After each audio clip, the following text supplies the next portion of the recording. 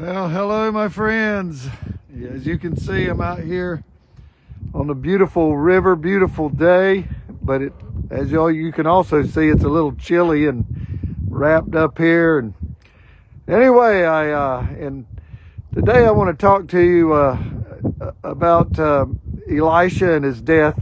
And this morning I was reading in my Bible, and in 2 Kings 13, verse number 20, it says, "Then Elisha died and they buried him." And then it told about some men that were digging a grave for a friend, I'm sure, and some enemies came by and they just threw the body of this friend in the grave of Elisha. And he came back to life. And I was thinking about this. First of all, if you know the story about Elisha and his mentor Elijah, and how he asked Elijah for a double portion of what he had, and Elijah said, "Well, if you see me when I'm taken up to heaven, you'll get the double portion." And he did. And so in reality, he actually performed twice the miracles that Elijah performed. But in this particular case, this particular case here was a miracle in itself. And but there's two observations I see about this. First of all, when a dead man, touched the bones of this great man of God, he came back to life. And I began to think about, what do people find life when they're in your presence? I asked the question for my own self. Do people find life when they're in my presence? I believe that God, when Jesus said, "I've come to give you life and life more abundantly."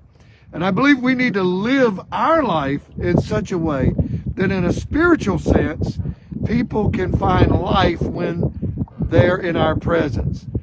People can find joy. There's some people that in the natural, they say, well, they're the life of the party. And, you go in and people just enjoy being around them.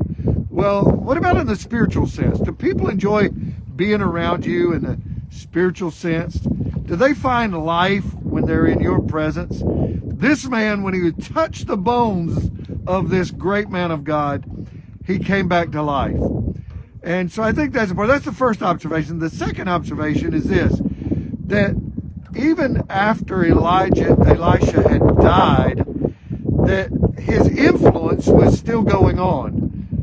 He influenced this man in a physical sense, even after his death. And so I believe that we can live our life in such a way that's pleasing to God, that we can influence the future. I believe that's what God wants from us, that we can be influencers of those who come after us.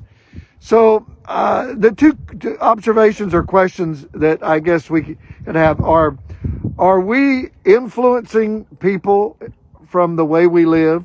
Are we bringing life to those others around us that when they're in our midst, in our atmosphere?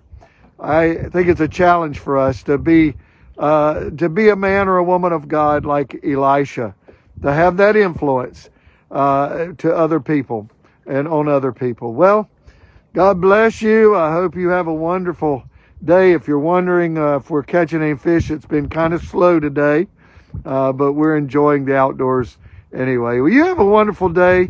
God bless you. Bye-bye.